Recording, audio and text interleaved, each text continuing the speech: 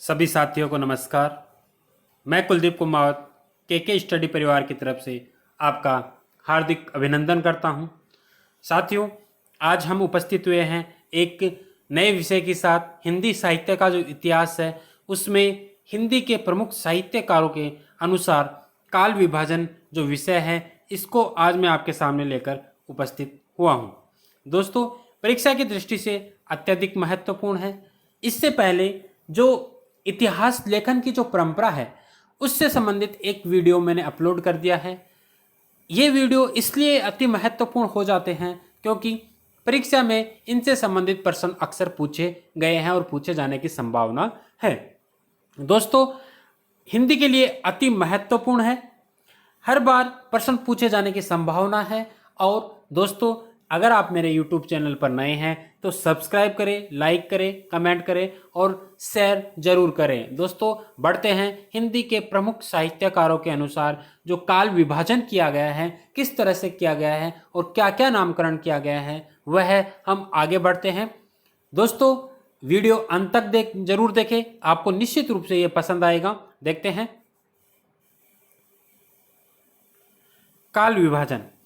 विभिन्न साहित्यकारों के अनुसार काल विभाजन गार्सदतासी जो इतिहास लेखन की जो परंपरा जो थी वह गार्सदतासी से शुरू होती है। उसके पश्चात शिव सिंह सेंगर ने हिंदी में इतिहास ग्रंथ लिखा था। उन दोनों ने काल विभाजन का कोई प्रयास नहीं किया। सर्वप्रथम काल विभाजन करने का जो श्रेय है वह जॉर्ज ग्रियर्सन ने अपने इतिहास the modern vernacular literature of Hindustan में हिंदी साहित्य के इतिहास को 11 अध्यायों में विभक्त किया है। एक प्रश्न तो यहीं से बन जाता है और एक प्रश्न जॉर्ज ग्रियर्सन ने सर्वप्रथम काल विभाजन का प्रयास किया था। और कितने अध्यायों में? 11 अध्यायों में। जॉर्ज ग्रियर्सन का काल विभाजन अपन देखते हैं तो सबसे पहले उन्होंने चारण काल नाम दिया। चारण काल डॉक्टर रामकुमार वर्मा ने भी नाम दिया था और इससे पहले जॉर्ज ग्रियर्सन ने भी इसे चारण काल कहा था, 700 ईस्वी से लेकर 1300 ईस्वी तक। दूसरा, 15वीं सदी का पुनर्जागरण। तीसरा, जायसी की प्रेम कविता। चौथा, ब्रज का कृष्ण संप्रदाय। पांचवा, मुगल दरबार। छठवां, तुलसीदास। इस सभी को यह स्वर्ण युग की संज्ञा देते हैं। सातवां, रीति संप्रदाय। आठवां, तुलसीदास के अन्य परवर्ती मतलब तुलसीदास के बाद वाले कवि। 18वीं शताब्दी और 10वां, कंपनी के शासन में Hindustan. Company, east India company जब भारत आई थी तो उसके बाद में हिंदुस्तान की जो स्थिति थी उसको इसमें दर्शाया गया है। 11वां, विक्टोरिया के शासन में हिंदुस्तान। तो इस प्रकार से 11 भागों में 11 अध्यायों में जॉर्ज ग्रियर्सन ने अपने इतिहास को विभक्त किया है। इसके पश्चात विभक्त करने का श्रेय जाता है मिस्र बंधुओं को। दोस्तों, अगर प्रश्न पूछा जाए कि किस हिंदी विद्वान ने या हिंदी भाषा में पहली बार काल विभाजन का प्रयास किया गया तो वह था मिस्र बंधुओं ने, क्योंकि जॉर्ज ग्रियर्सन का जो इतिहास ग्रंथ है वह अंग्रेजी भाषा में लिखा गया था। इनकी पुस्तक थी मिस्र बंधु विनोद। आरंभिक काल नाम देते हैं जिसे आदि काल के नाम से जो प्रसिद्ध है उसे आरंभिक काल नाम देते हैं। इसके दो भाग किए गए, पूर्व आरंभिक काल और उत्तर आरंभिक काल। 700 विक्रम संवत से 1343 विक्रम संवत, 1344 विक्रम संवत से 1444 विक्रम संवत। दूसरा, माध्यमिक काल, पूर्व माध्यमिक काल और प्रौढ़ माध्यमिक काल, जिनका समय 1445 विक्रम संवत से 1560 विक्रम संवत और प्रौढ़ माध्यमिक काल का 1561 विक्रम संवत से 1680 विक्रम संवत रखा गया। इसके साथ ही अलंकृत काल, जो परीक्षा में खूब बार परीक्षा में प्रश्न पूछा गया है। अलंकृत काल, रीति काल को इन्होंने अलंकृत काल कहा है और पूर्व अलंकृत काल और उत्तर अलंकृत काल, जिसका समय 1681 विक्रम संवत से 1889 विक्रम संवत रखा गया।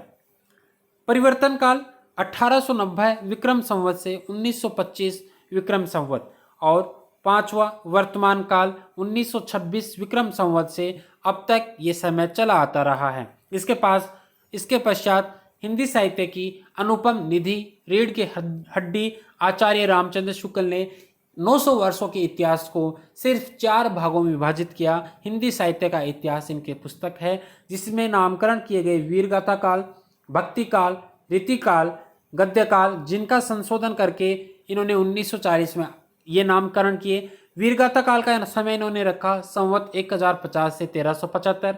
भक्ति काल का समय संवत 1375 से 1700। रीति काल का समय संवत 1700 से 1900। गद्य काल का समय इन्होंने रखा संवत 1900 से 1984।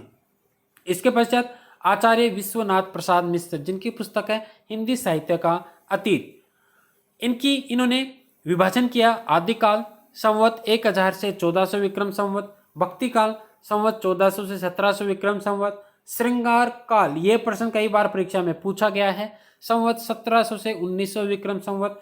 और चौथा इन्होंने जो रखा वह था गद्य काल, जिसका समय था 1900 विक्रम संवत से अब तक। इसके बाद में महत्वपूर्ण हजारी प्रसाद द्विवेदी, जो भी हिंदी साहित्य के अंतर्गत बहुत ही महत्वपूर्ण इतिहासकार साहित्यकार के रूप में प्रसिद्ध है, जिन्होंने शुक्ल के जो मत थे उनका खंडन किया विभिन्न प्रमाणों के साथ। इन्होंने सर्वप्रथम आदिकाल नाम दिया। आदिकाल नाम किसने दिया, यह प्रश्न आता है तो हजारी प्रसाद द्विवेदी ने दिया, जिसका इन्होंने समय रखा 10वीं शताब्दी से 14वीं शताब्दी तक। भक्ति काल का समय 14वीं शताब्दी से 16वीं शताब्दी तक। रीति काल का समय रखा 16वीं शताब्दी से 19वीं शताब्दी तक। आधुनिक काल का समय रखा गया 19वीं शताब्दी से अब तक। इसके पश्चात डॉक्टर रामकुमार वर्मा, जिनकी पुस्तक थी हिंदी साहित्य का आलोचनात्मक इतिहास, 1938 में लिखी गई। इसके अंतर्गत यह जो समय रखते हैं, संधि काल का जो समय रखते हैं वह 750 विक्रम संवत से 1000 विक्रम संवत रखते हैं। 750 साथियों इसलिए रखते हैं क्योंकि यह हिंदी साहित्य का जो इतिहास है उसका आरंभ 693 ईस्वी से ही स्वीकार करते हैं। इससे यह पता चलता है कि इन्होंने अभ्रंश जो भाषा थी उस अभ्रंश भाषा को हिंदी के अंतर्गत ही रखा, और अभ्रंश का जो कवि था स्वयंभू, उसी को हिंदी का प्रथम कवि भी स्वीकार किया। 750 विक्रम संवत से लेकर 1000 विक्रम संवत संधि काल का समय रखा। चारण काल का समय 1000 विक्रम संवत से 1375 विक्रम संवत रखा। भक्ति काल का समय 1375 से 1700 विक्रम संवत रखा। रीति काल 1700 विक्रम संवत से 1900 विक्रम संवत। आधुनिक काल 1900 विक्रम संवत से अब तक। दोस्तों ये इनके जो नामकरण किए गए हैं, जैसे चारण काल है जो महत्वपूर्ण उपलब्धि है, तो इसका नामकरण चारण काल क्यों किया, इसके बारे में मैं एक अन्य वीडियो के माध्यम से आपको समझाने का प्रयास करूंगा। क्योंकि वीरगाथा काल है, आदिकाल है, सिद्ध सामंत युग है, ऐसे विभिन्न विद्वानों के द्वारा अनेकों नाम दिए गए हैं। तो उन जो नाम दिए गए हैं तो इनका विस्तृत रूप से व्याख्या के लिए मैं एक अलग से वीडियो लेकर आऊँगा। इस वीडियो में सिर्फ अपन नामकरण विभिन्न विद्वानों के अनुसार ही जान पाएंगे। डॉक्टर गणपति चंद्र गुप्त के अनुसार प्रारंभिक काल, जिसका समय इन्होंने रखा 1184 ईस्वी से 1350 ईस्वी। मध्यकाल का समय इन्होंने रखा 1350 से 1857 ईस्वी, जिसे इन्होंने 3 भागों में विभाजित किया: उत्कर्ष काल, चरमोत्कर्ष काल और अपकर्ष काल। इसका समय उत्कर्ष काल का 1350 से 1500, चरमोत्कर्ष काल का 1500 से 1600 और अपकर्ष काल का 1600 से 1800 प्रश्न परीक्षा में पूछा जाता है। इसी तरह गणपति चंद्रगुप्त ने तीसरा जो काल रखा वह था आधुनिक काल। कहने का आशय है हिंदी साहित्य के इतिहास को 3 भागों में बांटा: प्रारंभिक काल, मध्यकाल और आधुनिक काल। आधुनिक काल का इन्होंने समय रखा 1857 से 1965 ईस्वी। इसे फिर कई भागों में विभाजित किया गया: भारतेंदु युग, द्विवेदी युग, छायावाद युग, प्रगतिवाद युग और प्रयोगवादी युग। इसके बाद डॉक्टर राम खेलावन पांडे, इन्होंने आदिकाल को नाम दिया संक्रमण काल। यह परीक्षा में पूछा जाने की संभावना है दोस्तों। 1000 से 1400 ईस्वी तक का समय। दूसरा भक्ति काल को इन्होंने नाम दिया संयोजन काल, जिसका समय रखा गया 1401 से 1600 ईस्वी।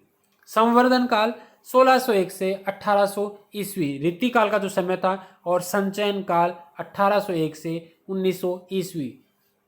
दोस्तों चारों नाम अलग है, इस कारण परीक्षा में पूछे जाने की संभावना है। राम खेलावन पांडे, इनके क्यों रखे गए ये नाम, इनके लिए मैं अलग से वीडियो लेकर आऊँगा।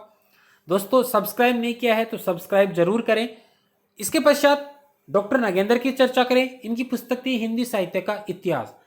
आदिकाल का जो इन्होंने समय रखा वह याद करने की दृष्टि से, सुविधा की दृष्टि से 7वीं सदी के मध्य से 14वीं सदी के मध्य तक रखा। एक निश्चित विभाजक रेखा यह है, समय के बीच नहीं खींच पाए और इन्होंने 7वीं सदी के मध्य से 14वीं सदी के मध्य का समय आदिकाल का समय माना।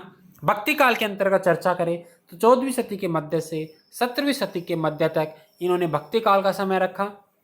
रीतिकाल की बात करें तो 17वीं सदी के मध्य से 19वीं सदी के मध्य तक इन्होंने रीतिकाल का समय रखा और आधुनिक काल का समय 19वीं सदी के मध्य से अब तक रखा। आधुनिक काल को फिर इन्होंने उपवर्गों में विभाजित किया। पहले का नाम इन्होंने रखा पुनर्जागरण काल, जो भारतेंदु युग के नाम से प्रसिद्ध है, जिसका समय 1857 से 1900 ईस्वी रखा। जागरण सुधार काल, जिसका समय इन्होंने रखा 1900 से 1918 ईस्वी। छायावाद की चर्चा करें तो इसका समय 1918 से 1938 ईस्वी। 38 ईस्वी महत्वपूर्ण दोस्तों, परीक्षा में पूछा गया प्रश्न। फिर छायावादोत्तर काल, जिसका समय प्रगति प्रयोग काल रखा 1938 से 1953 और नवलेखन काल, जिसे नाम समय दिया गया 1953 ईस्वी से अब तक। इसके बाद में अपन चर्चा करें डॉक्टर बच्चन सिंह की हिंदी साहित्य का दूसरा इतिहास, महत्वपूर्ण पुस्तक है इनकी। इसमें अपभ्रंश काल नाम दिया गया आदिकाल को, भक्ति काल, रीतिकाल और आधुनिक काल, ये नामकरण इनके द्वारा किए गए। दोस्तों, आचार्य रामचंद्र शुक्ल के पश्चात जितने भी अधिकतर इतिहासकार हुए हैं, उन्होंने आचार्य रामचंद्र शुक्ल के इतिहास के नाम को ही दोहराया है। केवल वीर गाथा काल जो नाम था उसी में विद्वानों को आपत्ति रही है, क्योंकि वीर गाथा काल नाम में आचार्य रामचंद्र शुक्ल ने सिर्फ रासो साहित्य को ही शामिल किया है। इस कारण से हजारी प्रसाद द्विवेदी आदि बहुत से विद्वानों ने उसमें अपने मतों के अनुसार उसमें कई तरह के संशय उत्पन्न हुआ है। खेद या कहे कि उस नाम से बिल्कुल भी सहमत नहीं थे। इस तरह से यह विभिन्न विद्वानों के अनुसार नामकरण किए गए, जो परीक्षा में अक्सर प्रश्न पूछे जाते हैं। दोस्तों, सब्सक्राइब करें, लाइक करें, कमेंट करें और निश्चित रूप से शेयर करें। धन्यवाद।